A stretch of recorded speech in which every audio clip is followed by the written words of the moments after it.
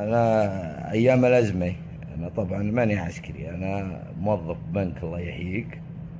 موظف بنك أدى الفلوس على اللي كذا. رحنا تطوعنا تطوع أيام الأزمة، في تطوع وتطوعت أيام الأزمة. عاد قاموا يدربونا تخبر العسكرية، أنا ما أعرف له. طوعت أنا وخويي. خويي هذا عليه سنون، وش سعيدان سنون ويجن وجهه ما جاء لها الحين. خويي هذا أمه يوم جابته متوحمة على حراثه الظاهر سنونه يا ولد، تقضلوف عنز ما هنا سنون.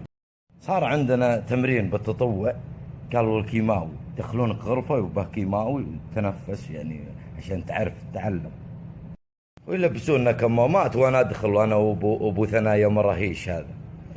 يوم دخلنا يا مر اشوفه وضعه مو طيب، مدري ايش بلعب راعي له يا مر عيونه مدري يوم خذ شيء ما ادري ايش بلاوي، واخذ لي شوين يا مر السعبول على المنظره حقت الكمام.